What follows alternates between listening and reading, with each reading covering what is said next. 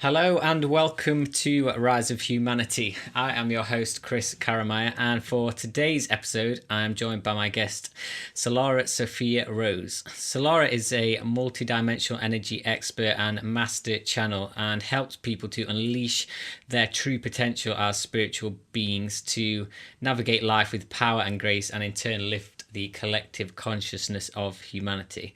Solara is a true embodiment of love and a fountain of wisdom and is dedicated to her mission of bringing light to this world. So, Solara, it's great to have you on the show today. Thank you so much for coming on. Oh, thank you for having me. That was a really beautiful introduction. I love you. I love your stuff. So, Oh, thank you so much. I yeah, appreciate it. Oh, awesome. So, I mean, before we get into the work, which sounds awesome, it's obviously hugely expansive, but you are also a dancer and a poet as well. So, mhm. what are the what's the importance of having those kind of more human things in your life? Yeah, to remind me that I'm here, hey, on planet Earth. Yeah. To me, this whole journey is very integrative, and so those are things that they add to my spirituality. They add to my sense of wholeness and my self-expression as a creative manifestation of source energy, so helping me to stay nice and grounded in my body, um, allowing me to express parts of my own being that I can't otherwise express in words. Well, the poetry piece, but the dancing serves as kind of a form of prayer for me. And I've also found it to be incredibly helpful during more cathartic times in my life to have physical activity there to help me express the energy that I'm shifting through. Um, yeah, and poetry just, it really allows me to express the deeper parts of my soul that aren't always on display. Yeah, it just gives me that permission to go there and really communicate that part of my essence. Yeah, that's cool. It's like a vehicle for spiritual expression. Yeah. Yeah. I can relate to that as well because I enjoy dancing myself. I've never had like professional lessons, but I love to dance and write music and stuff, and it's a very cathartic experience. hmm Yeah, it's beautiful. I also find it to be quite empowering too, strengthening, I mean, it would similar to any physical activity. Yeah, it just helps me to feel strong. Yeah, definitely. I mean, it sounds like you've really got things dialed in. I mean, I was just reading through your website and I mean, traveling to exotic places, vanilla bean ice cream over rich espresso brownies, Yes. in nature, laughing, silence, Oh, music, dancing. mm. Awesome. Oh, And that's yeah, what it's it's that soul about. food. Yeah. Mhm. Because, yeah, I can definitely relate to the grounding effect because one of the things that I don't know if you've experienced this, be interesting to know if you have, but one of my experiences has been that when I've expanded my awareness in such a rapid rate, it's almost sometimes difficult to focus on the human experience so much. It's like we live in this huge multi-dimensional universe, and it's just like we have to enjoy these little things as well. Uh-huh. I'm really glad that you said that because something that I have discovered in my experience is that the more present that I become, the more deeply attuned I am to the now, and I'm paying deep attention to what's occurring right, in front of me, whatever I'm doing at that time, whoever I'm engaging with. It almost unlocks this deeper depth to the human experience and to the multidimensional experience because it allows me to see into the multi dimensional aspects of people, of things, Mm, beyond just the surface level appearance, but what's beneath that, what's inside, what's beyond that. So being deeply rooted in the human experience kind of serves to open me to more of the multidimensional, which is kind of paradoxical. Yeah. It's so cool. And I'm glad I've been able to have that awareness because I would say, like, about 4 years ago for me was when I had that big kind of shift into, what the universe is really about. And I spent probably a good year at least wanting to be somewhere else. And I Hmm. finally had that shift that, oh, it's right here. Uh-huh. That'll come later. And as you said, when you embrace this experience, it actually unlocks more of that. So that's really cool. Mhm. Yeah, it's amazing how much magic and beauty and wonder we have available to us in the moment. I think one of the things for me personally, and one of my main practices is to just stay present. Yeah, Yeah. yeah, it is a challenge. Uh-huh. It's just like that constant reminder. It's interesting, and I was uh, contemplating this last night because I wanted to write an article about it. I was thinking about control dynamics and how often we try to take control of things. And for me, the discipline or the thing that I prefer to take control over is my attention. So, am I deeply anchored in the here and now? And can I be so anchored in the now that I'm attuned to my intuition and I can hear it clearly to act upon it from moment to moment to moment to moment? And so that's, really living from a point of absolute trust that as I stay plugged in, my destiny will unfold itself if I'm listening and acting and engaging in the fullness of this experience without needing to try to map it out in the typical ways that we as humans try to map things out to provide a sense of security. So then the security, it comes from presence and trust versus having thinking that our sweet beautiful human minds have the capacity to map out this journey. Yeah, I love it. And that that's yeah, definitely a big thing for me is I can see the bigger picture usually quite accurately for myself, but as I from a day-to-day thing, it's a lot more difficult and I'm like, oh, should I do this, should I do that? And I know it'll turn out all well in the end, but it really creates a lot of it is scary just going from moment to moment and taking it step by step. And what I've experienced, especially recently, is that when you do try and control it too much, you can derail yourself. Like you might be on the right Mm. path all along, but you're just taking little steps, and you're like, "Oh, this can't be right." And then a few months later, you're like, "Oh, yeah, it was the right thing. I should have just stopped panicking and enjoyed the process." Oh, that's beautiful. That's Yeah, beautiful. Yeah. Oh, that's so cool. oh. um, so I mean, I mean, talking about having seen that, I mean, mapping things out and setting goals and things like that. Is it? I mean, what's your take on that? And being in alignment, and is it for you? Do you like set goals and do you have plans and stuff, or is it? Do you really just go with the flow? Hmm. Well, it's interesting because hmm, this is a good question. I do my absolute best to stay as focused and clear and alert as present as I possibly can.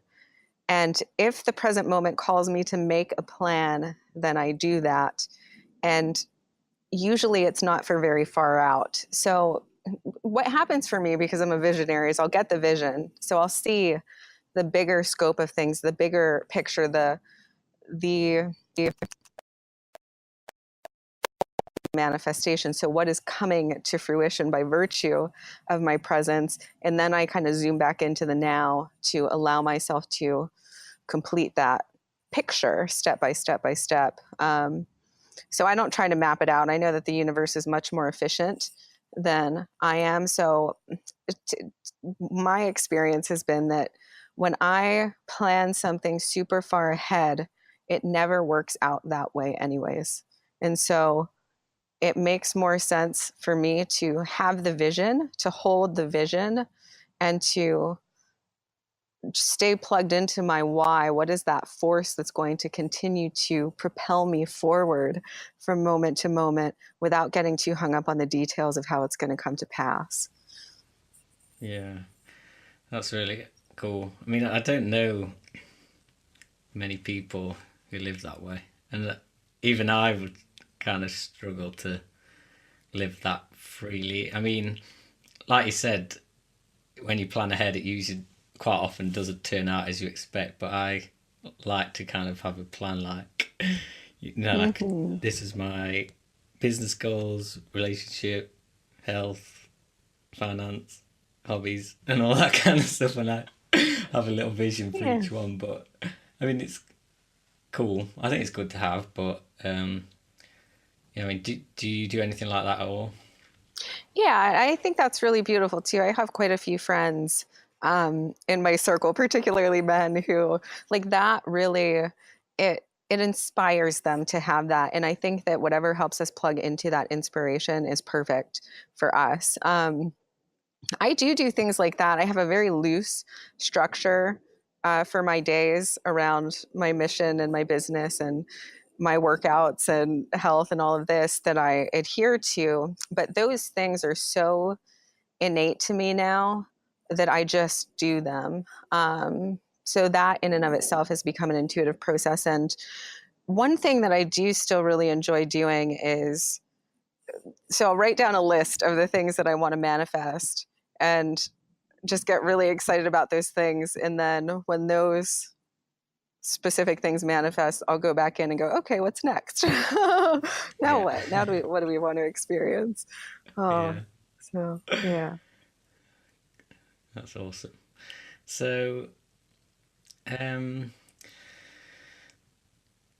let's talk. I mean, I've read quite a lot of your posts on Facebook, and I love the quantum based approach and the quantum and just quantum physics and the science of everything. I love that kind of stuff, and it's really come into my life quite strong recently, and I can see that it runs through your work as well. And um, I mean, could you just give an overview of kind of the this new way of creating a new reality that's kind of becoming much more prominent in the world today? I mean, from obviously the old ways of going about things and Newtonian physics is going like just working as hard as you can, hustling 80 hours a week to achieve your goals. But there's a new way available to people. So do you,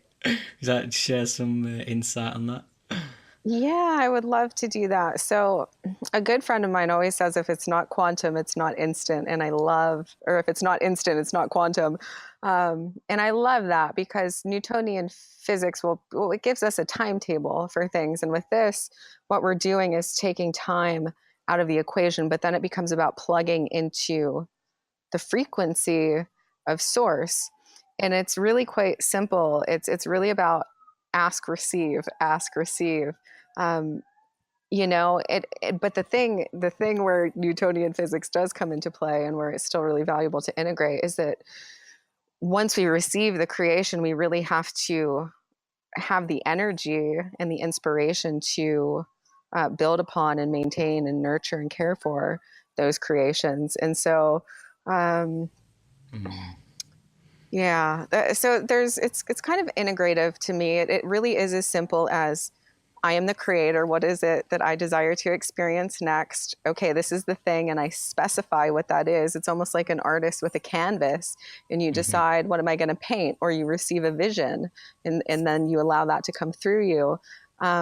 And you begin to shape it and mold it and add color to it. And it's kind of the same with our creative process. It's a question of what do I want to create next? What would I love to experience? What would be most helpful and beneficial for my family and my community and my tribes, and really the collective if we're spanning out to that expanded vision.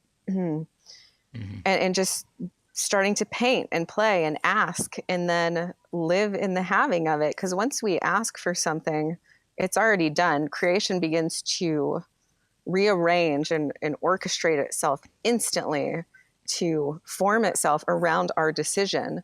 And so it's about making the decision and staying in the knowingness that that thing is being formulated, and then listening to our, gut instinct and intuition, and following through on the action steps that we're guided to take. Yeah, Mm-hmm. that's cool. Yeah. So, I mean, we can talk a bit more about how, like, ways to do that, but just first of all, what's your take on the just the whole purpose of, you know, the human experience and what we're here to do? Because I think some people, it seems quite sort of common today, people think we're just here to learn to be happy, but I think there's a lot more to it than that. What's your take on it? Yeah, that's beautiful. I would love to hear your impressions also around this. I think it's to self realize, to remember who and what we are, and then to create from that space of remembrance and knowing. And ultimately, every soul is desiring to expand. It's the natural evolutionary impulse to expand and to self discover and self realize and self actualize more and more and more and more. So for me, let me feel into this for a minute, because I think there's so many reasons Yeah. that that we're here. And I really don't, it's I think it's beautiful that you asked this question, because I've been reflecting on this recently as well. I don't think that happiness is the goal. I think if there's any type of, I think awareness feels like more of a goal than happiness. Expanded self awareness, and that's internal awareness and external awareness, because I think so often we emphasize the lighter side of creation, which is beautiful and filled with life, and this is where we self-actualize in the light, but we really forsake so many other aspects and elements of creation when we only give our attention to that. There is the womb space, there is the sacred feminine, there is the darkness, there is the void, and I think part of this journey is about really recognizing and actualizing our wholeness. So for me, that kind of looks like the center point, the point in the middle, the objective observer that can stand at the center and hold space for the light and the dark, and really have the capacity to be at one with all of it, to see it clearly for what it is, not try to, change it into something else, not try to take fear and change it into happiness, but to be with that fear with the same amount of love and acceptance as we would be with our happiness. It's funny, I said to someone recently, I've never seen a book on how to become more fearful, but there's a million books about how to become more happy. And it just shows that we have like this aversion to experiencing those parts of ourself. And really the wholeness comes when we, and the fearlessness and the freedom comes when we're able to sit with the fear or the unhappiness and go, okay, well, could this be potentially as beautiful as my happiness is? Could my tears be as beautiful as my happiness? And there's so much wisdom and creative energy that's locked up inside of those feelings and those emotions and those experiences that we spend so much of our life avoiding or quickly trying to transform within ourselves. There's so much wisdom. I mean, some of the greatest artists of all time have produced some of their greatest work out of those states. And I think something I've realized is that even to be in the frequency of creating and creation itself, we don't need to be in a perpetual state of happiness. That's such a myth around creation. Yeah, I love that you said that, because that's exactly the way I see it as well. You can, yeah, whatever level of consciousness you're at, or whatever mood you're in, or whatever state you're in, there's something beautiful that can be created from that place. Like as you said, like some of the best music, like even rock and roll music, comes from times that like really bad times economically and all that kind of stuff, and it pushes people to just express in just a different way, but it's still creation. Yeah. Yeah, I think, yeah. So, yeah, the way I see it finding happiness is a challenge, but the way that I've kind of looked at it just recently is like trying to find happiness is like, or trying to find joy, whatever you want to call it, is like a dog trying to remember that it's a dog. Like, the dog doesn't do that. It just bees a dog and runs around and plays and has fun. But it's like, from a bird's eye view, like, look, all these humans running around trying to remember how to find happiness. And it's like, you already are. Now go and create. That's the way I've started looking at it recently, anyway. Uh-huh. Oh yeah, it's so beautiful. That's the whole self-help movement, industry, all of that. Essentially we're trying to teach each other how to be and to not resist being what we are in the moment that we're experiencing it. I would say that as far as creation goes, the quickest way to shorten the timeline, if we're moving into the quantum reality, is to take off all the resistance from our experience. So you can, I can't even tell you the amount of time that I've received manifestations when I'm like just in a space of, okay, I'm going to turn everything off and I'm not going to do anything. I'm going to leave my work be for a while. I'm going to take this time to myself. I'm not going to focus on any of that. I'm just going to rest and relax and replenish and give to me. And voila, massive quantity comes in those spaces, because there's no resistance, there's no trying, there's no efforting. Yeah. Yeah, I agree. Yeah, I've experienced that as well, because even in like work and business, when when I started off like new project and stuff, I kind of got a bit crazy and started working 7 days a week and all this stuff without really thinking about it. And then I was like, oh, maybe I just won't work today. And then just literally took my focus and attention off everything. And then all this information came pouring in. I was like, oh, I should have done this sooner. Yeah, that's beautiful. Yeah. When your focus when it's narrowed, you're narrowing your perception, aren't you? So technically you can't see as much. You're not open to receiving, really, I suppose. Yeah, that's really beautiful. They just showed me an image of kind of like the flower of life. So letting go and emptying ourselves, coming to a space of silence or still point internally, and letting ourselves receive from the vision from that whole completed pattern.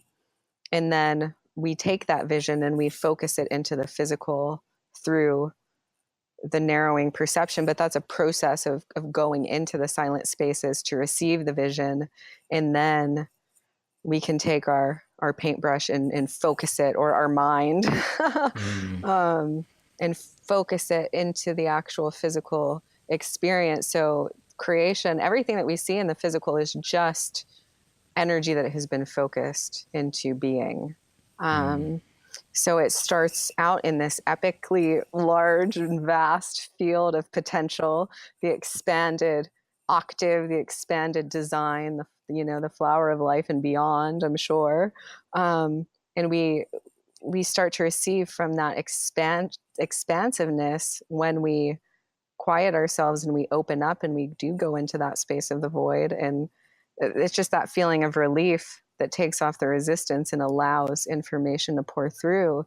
And then once we have that information, we can start to play with it a little bit. Okay, well, what do I want to do with this information? How would I like to express it or share it or create from it? And do I want to use words, or do I want to do some abstract painting, or how do I want to share the information and the wisdom that I have received? And that's more of like the light side of creation, the masculine, outwardly expressive energy that takes the vision from the feminine and then brings it into fruition in the physical.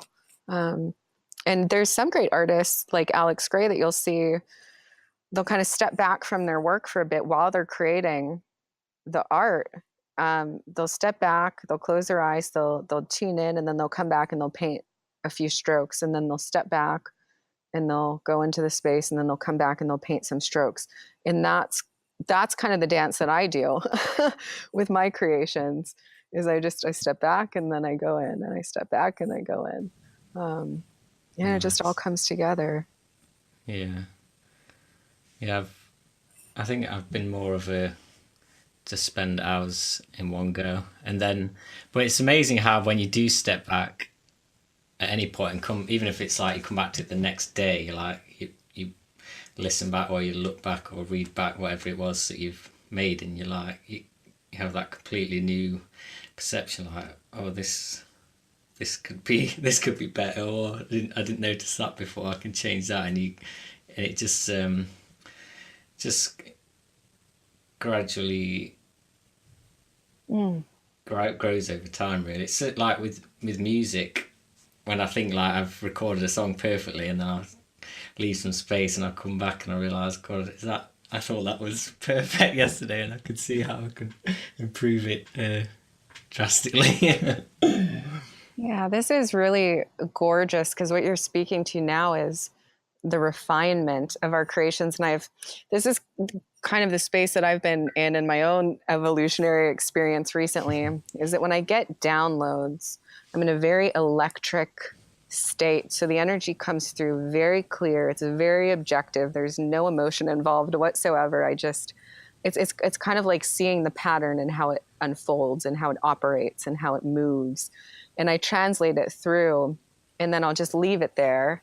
And then I'll come back to the center, to a space of peace, and I'll ground in, and then I'll go back and I'll refine the writing, and I'll add heart and humor to it, to the best of my capacity. So it's this beautiful refinement process of, it's like we receive the impulse, but we don't necessarily need to act on it right away, or we can then start to mold and shape and refine the creation a bit once we're more grounded back in. So it's almost like taking that electric lightning rod of wisdom and epiphany, and then grounding it into soul. Yeah, that's perfect translation. Oh.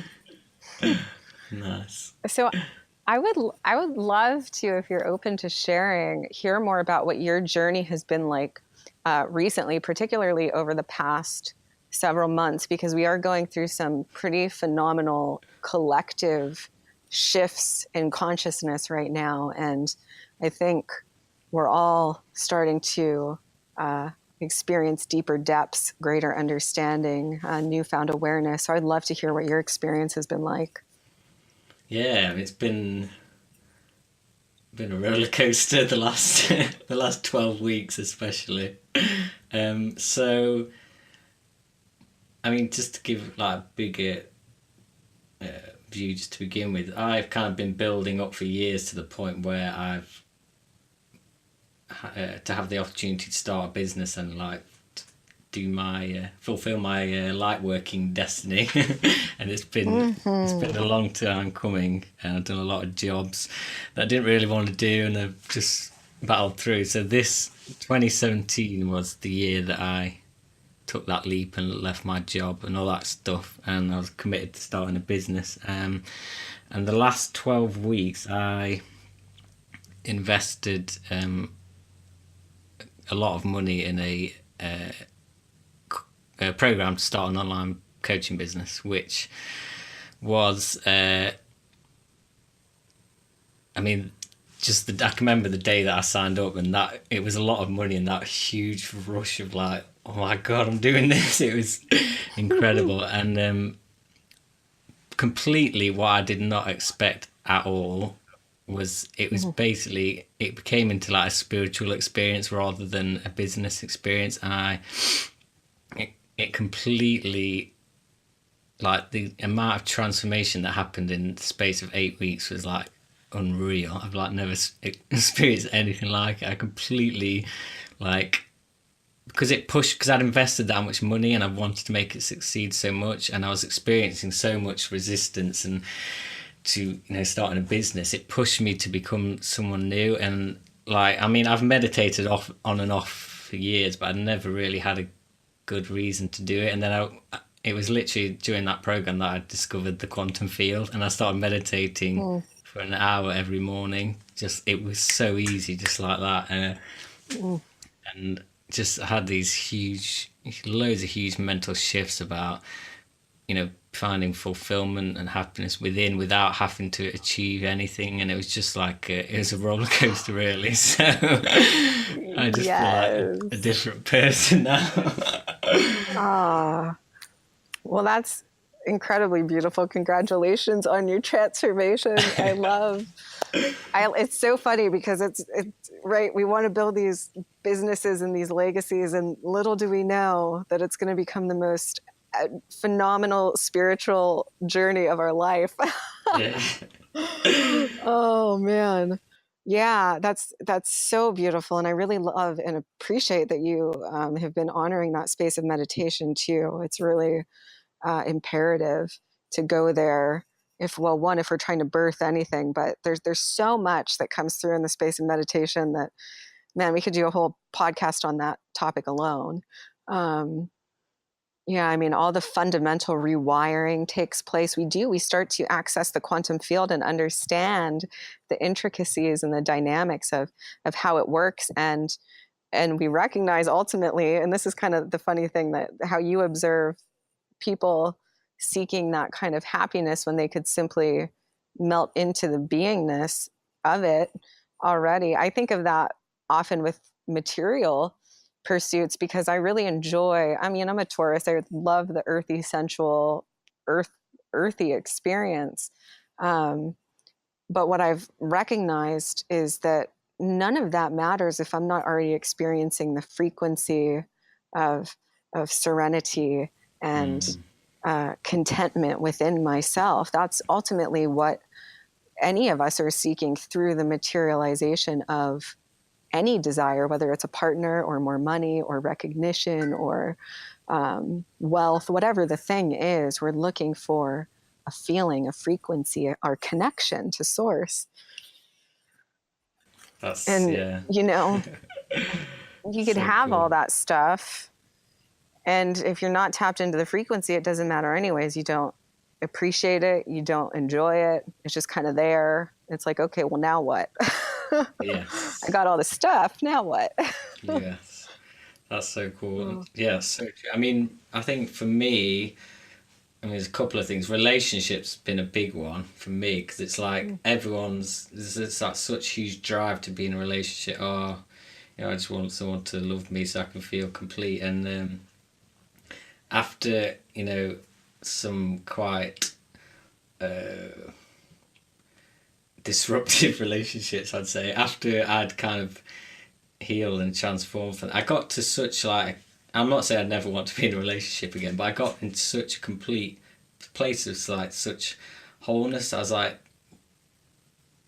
I had to let go of that old paradigm of I need someone to make me happy. I was like, I don't need a relationship anymore. And it wasn't until I really started to dig into what the real power of relationships are, is, to grow into someone new and just connection and having someone to hold a mirror up. I was like, well, that sounds worth it to me. But in terms of having someone just, house in a white picket fence and to make you happy, that just completely melted away. And I knew that I could feel all that within me. I didn't need to go out and get a relationship for that. So that was huge for Oh, me personally. yeah, that's beautiful.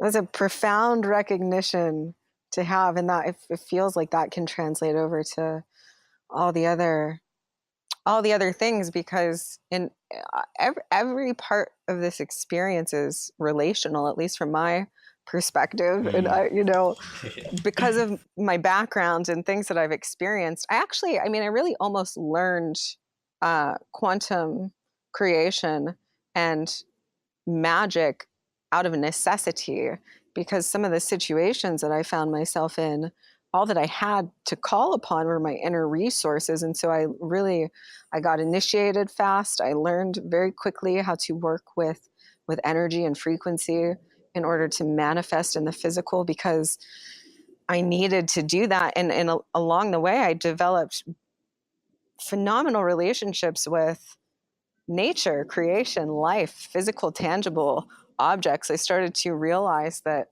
all of them kind of had their own essence, their own aliveness, and so I started to really relate with my surroundings. And I've definitely shared that experience with relationships where it gets really intense. And I've tended to be on the side of things where I'll stay to my own detriment. And so over the past several years, I've just really committed to not allowing any type of toxicity into my life, because generally I have a capacity to just be with whatever somebody else is going through. But in the process of being so open in those ways, I have, I've bought into the whole martyr self-sacrifice paradigm.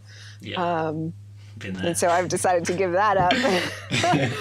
Like, if it doesn't feed me with appreciation, then it doesn't have access to entry.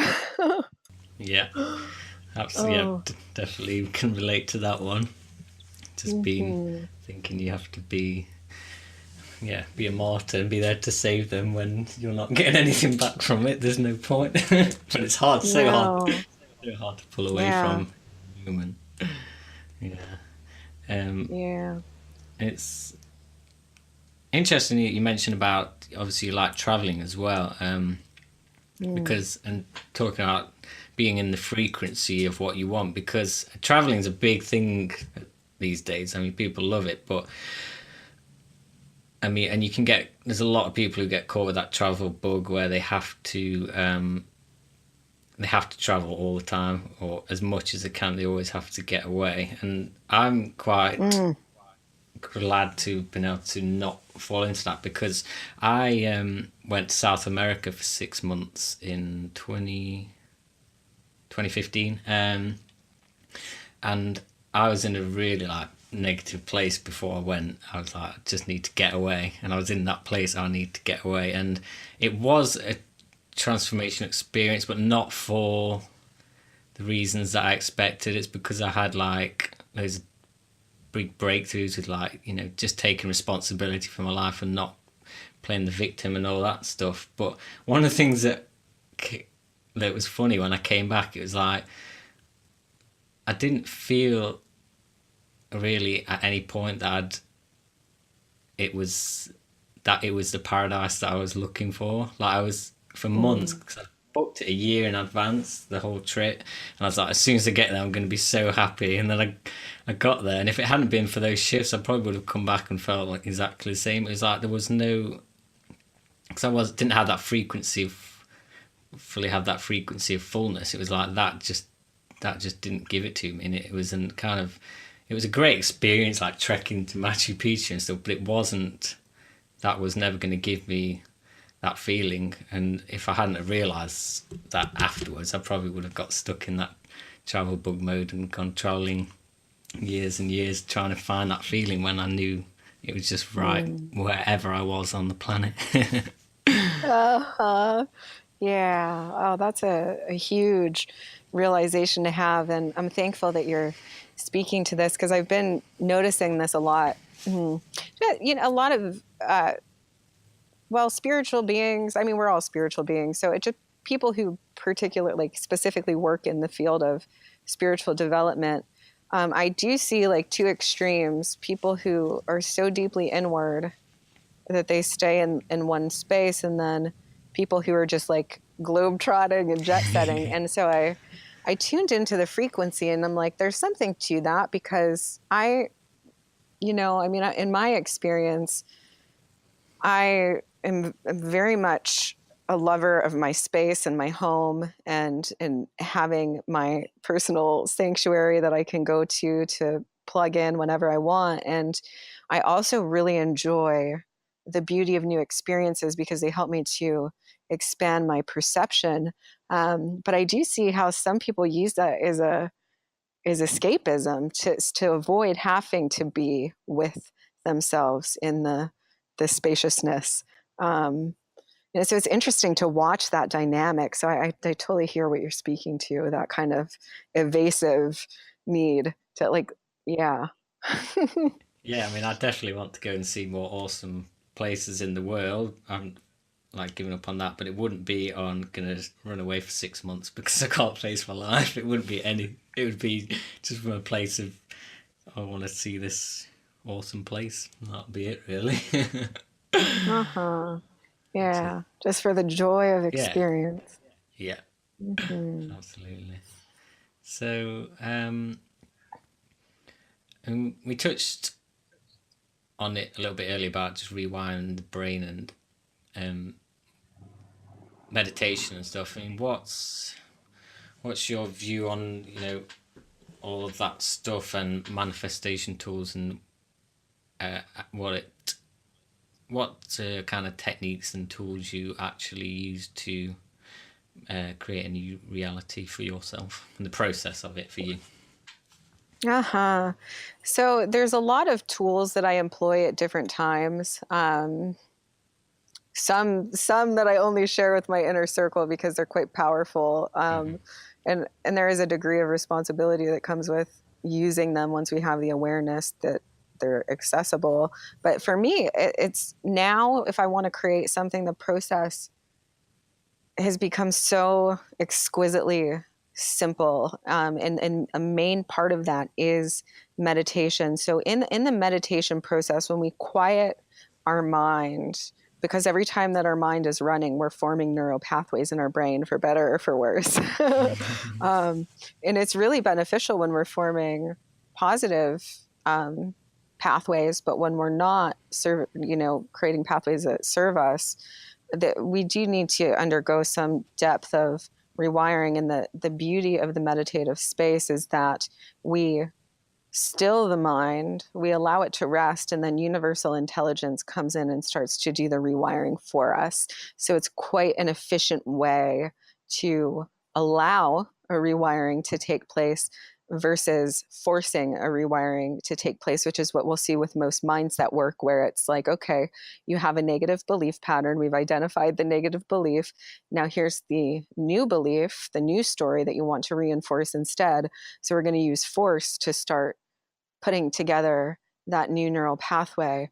And the thing is, until that old pathway is kind of cleared out, that just creates like what I call the boomerang effect, because it's so natural to go to the old pattern. That's what's most natural, and we'll always revert back to what is most natural to us.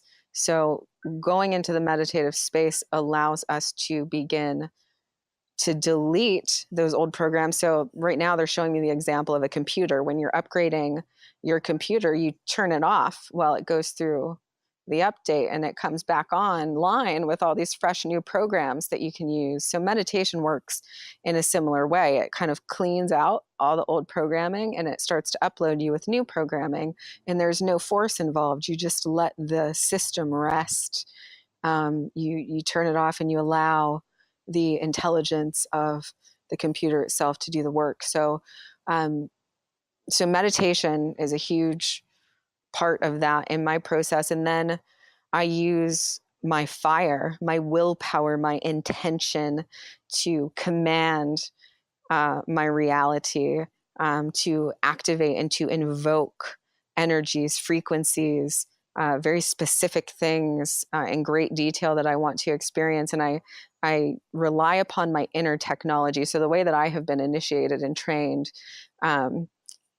has led to the point of me being the tool. So releasing the need to have any tool that exists outside of myself, because I will always have me, and I will always be with me, and I will be wherever I go. And I might not always have a computer or a notebook or, herbs or whatever it is that we use to make magic and invoke things. So working with the power of intent and will and heart. So when I'm doing an activation or I'm invoking something that I want, I come from a place of, and I don't even just want to say heart, I want to say soul, because it's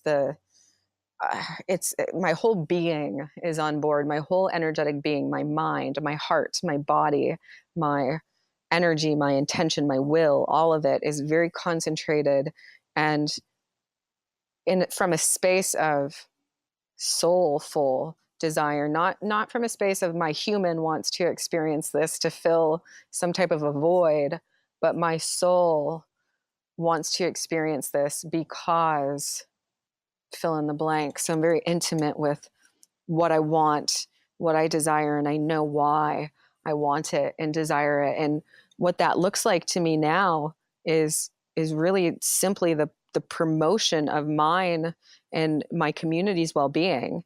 That's really the crux of all of my desire. Nice. I don't feel like there's any physical thing that I really crave all that much. And to be honest, the simpler I keep it, the more powerful and grounded I feel. So, yeah.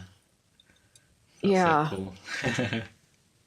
So it's asking through that power of will and intent, and then dropping into the meditative space where I'm silent so I can receive. So earlier we tapped on ask and receive. And so for me, it's the simplicity of that. It is, I know who I am. I know what I want.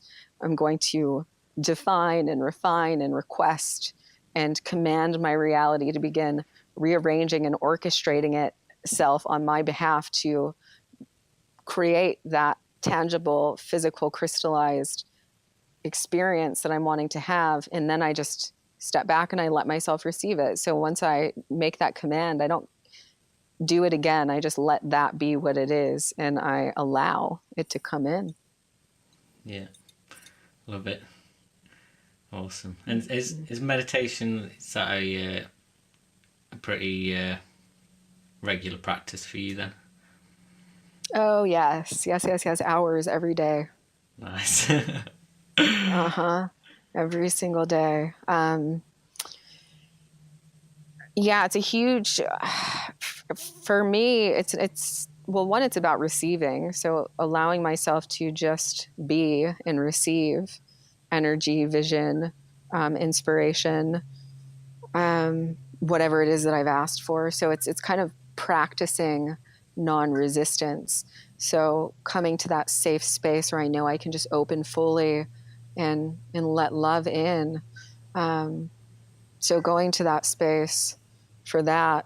And then also it's like an automatic rewiring of perception. So if I'm really wanting to shift something in my life that hasn't served me, which is always a pattern of perception because perception makes matter, I know I need to go into that space because my perceptions need to be rewired. And I know that space facilitates that. So.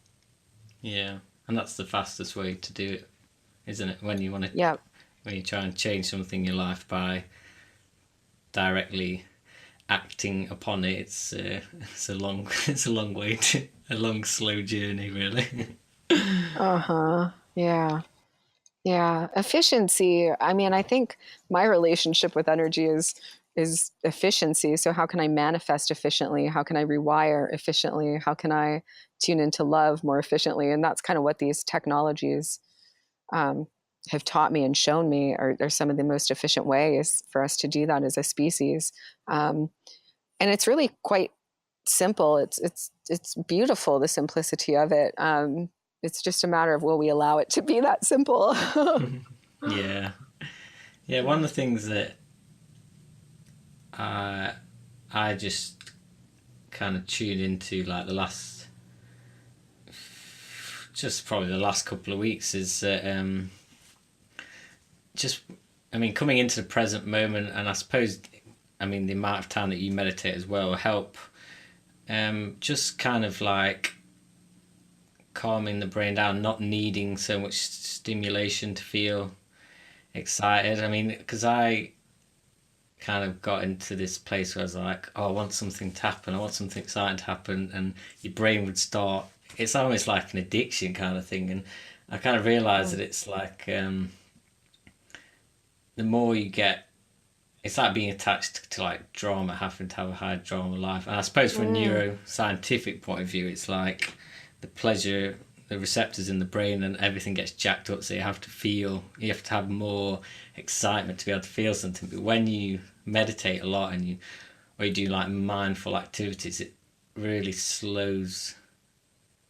calms the brain down, then it allows you to live a more simple life, like you said, where you don't need loads of things around you to be content, and then power comes from simplicity, I suppose. So yeah, just thought I'd share Yeah.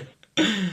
Yeah, I love how similar the wavelengths are that we're on, because I was thinking that as well yesterday, how I really love the feeling of excitement, but it's so overrated Yeah. in my opinion, because peace,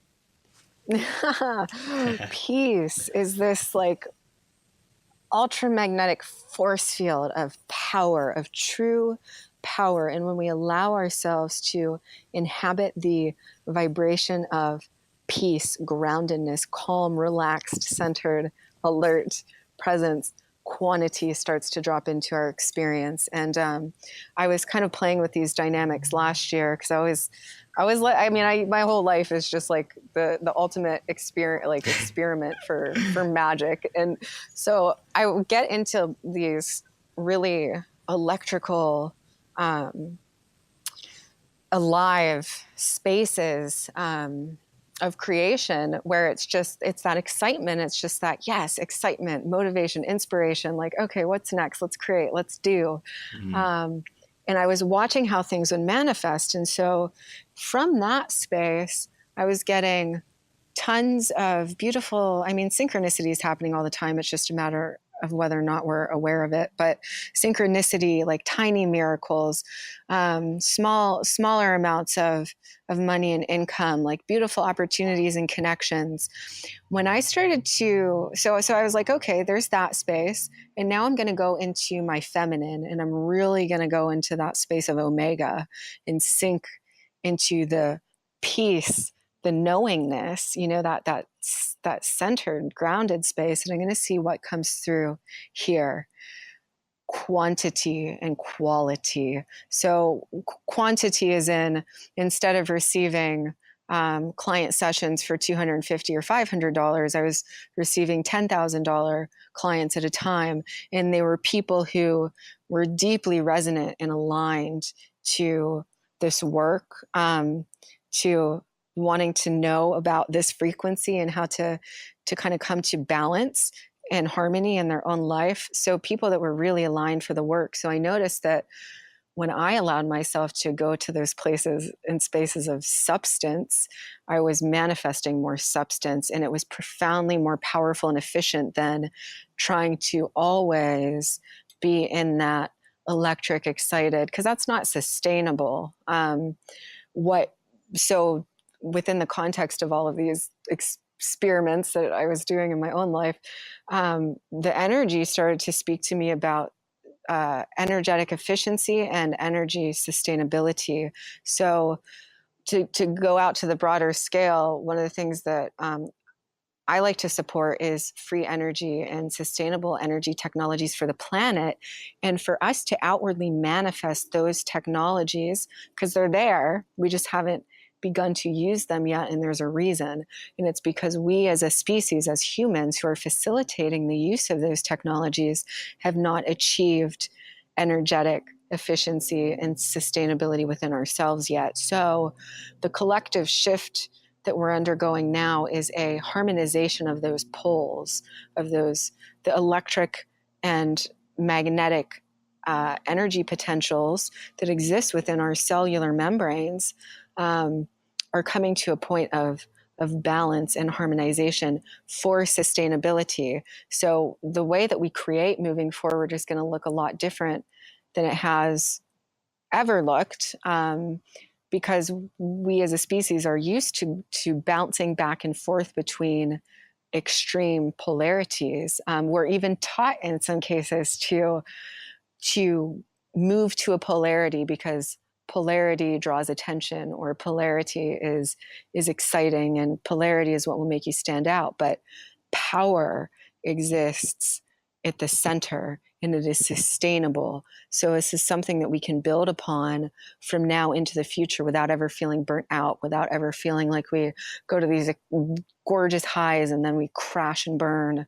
On the opposite end of the spectrum, we get to live from a point of peace and alertness and clarity, and trust and sustainability. And there's just so much more efficiency and power in that, especially as it pertains to manifestation and creation.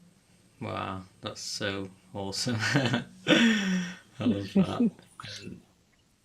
Yeah, I mean, this is definitely something I'm gonna have to experiment more with, just creating more space and more peace rather than excitement and drama. And one of the things I was gonna say is, how do you financially support, a lifestyle like that? But as you said, you get even more money when you create that space, which is incredible. Uh-huh. Yeah, so for me it's really about balance. I think that would be like the takeaway Yeah. message. So I create a balance between my feminine and my masculine, which for me, my masculine is just the expressive part of myself. So I'm receiving and then I'm sharing. I'm receiving and I'm sharing. And I've somehow, and I'm so thankful for this, managed to enter into a space energetically in my own life where I'm working primarily with my inner technology to create the outward. So my reality does not function like most people's. I state what I want and it comes, and I am aware of my power and capacity to do that. So if I want to align with a client for, let's say, a year, that would be a $30,000 experience, and it would be that would be the value of the energetic exchange that we share. So I can teach them how to create from that space of efficiency, which with much greater power than the constant need to be in the hustle, in the grind, in the the old ways of doing things that we're taught. And so I will go internal, and I will feel that, and I will feel the fullness of having that experience and sharing that journey with somebody else, and what that's going to look like. And I ask for that creation to come to me, and then it comes to me because I don't have any resistance to being a powerful creator. And that's the space that I like to lead people into. That's, what the main part of my work is to lead people into those spaces so that they can live a balanced, harmonious life and manifest with ease, because creation it's supposed to be natural. It's supposed to be effortless. Like you were saying earlier with the example of the dog, by virtue of our beingness, we should be able to say, this is an experience I want to have, and then have that experience. It shouldn't be any more complicated than that. But it's a lot of rewiring our program that tells us it needs to be more complicated than that, or tells us that there's all of these steps between A and Z that we have to complete before we can create. It's like, no, okay, so for most people who hold a more I don't even know, religious maybe conceptualization of what source or God is to them, I would ask this question: if the creator came to you, would you tell the creator that they needed to do or be all of these things before they could have what they wanted? And most likely the answer would be, well, no, it's the creator. They can, he, she, it can have and do and create as it wants at will. And because we are that holds true for all of us. So it's really allowing ourselves to enter into the space of beingness and knowingness that we are that, and allowing our creation to support us with the least amount of effort, like energetically efficient, right? So it's like we're only creating when we're inspired. We're only creating when it feels like art, when it feels good to share, when it feels good to express. And then if we're not in that space, then that's okay too. And we know that regardless of the space that we occupy, our creation is still being manifest. Yeah. Yeah. So, Amazing. Beautiful. So yeah, so your original question was coming into that space and manifesting quantity. This is about knowingness. So in deep trust, deep trust, allowing your human to let go of the reins, you coming internal and you going, I am that I am that I am. And really occupying that space and knowing that by virtue of that, you start to open yourself up to receive more. So this is about grounding into your worth, grounding into your value, and trusting that when that thing manifests, you have the power and the potency to create that exchange of value from your beingness. Your beingness is enough to be in service to whomever comes to you for that exchange. Love it. Awesome. And I mean, how unplugged do you kind of stay from the hecticness of the world? Yeah, so this is very beautiful because I have amazing communities that I have built around me locally. I'm based out of Austin, Texas right now, and also in the online world. And I managed to stay relatively unplugged. So usually once every day or two, I'll share something online, and I'll branch that out to as many of my communities as possible. The gift of the internet and technology. So to my email list, to my online groups, to other tribes that I'm a part of. And then I connect in with my actual physical local community here at least 2 or 3 times every week. And other than that, I'm pretty unplugged. And when I do choose to plug in, it's to healthy experiences that I know will add to me, will add value and nurturance to me. I spend a lot of time listening to classical music and kind of keeping my life pure to the best of my capacity. So quality feels really important to me, the quality of data that I'm programming myself with via relationships, via what I'm looking at and reading online, via what I'm listening to and consuming in my body, all of that. And I think that that's such a unique and individual thing too. So I think it's valuable for each of us to tune into, well, what is my threshold with that? Like what nurtures me and what doesn't nurture me? And then loving ourselves enough to give that to ourselves and to not allow things that aren't in alignment with that. Yeah. Yeah, I think that's important because I suppose you could try and push yourself too much to unplug because that works well for other people. It doesn't necessarily work for everyone.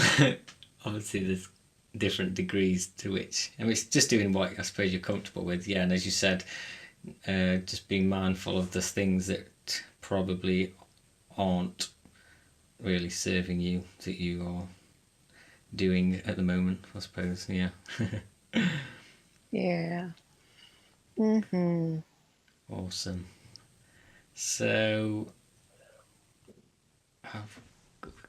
we've flown by. It's over an hour now. Very quick. I think it'd be awesome to have another conversation at some future point because there's so much more that we can that we can go into. I think this is just the beginning, really. So Yeah, I agree. I feel like we tapped the tippy top of the iceberg. yeah. Yeah, Yeah. beautiful. Would you just like to share with the listeners then where they can find out more about your work? Yeah, of course. Well, first, thank you everybody who has tuned in and stayed with us for the duration of the podcast. I'm thankful for the opportunity to connect with Chris and with all of you. You can find me at Solara Sophia Rose on Facebook and Instagram, and you can visit my website, solararose.com, to learn about energy activations and private mentorship programs that I offer. Those are the main ways to reach me and reach out to me. So, yeah.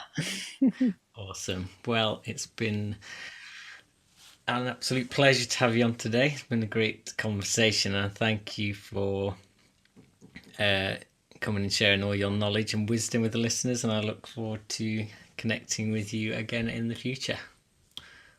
Same, Chris. Thank you so much. So that's all for today, guys. I hope you've enjoyed this episode. It's been a great conversation, and I'll put the links to Solara's website in the show notes so you can check that out as well. So thank you all so much for listening, and I'll catch you all next time. Take care. Bye bye.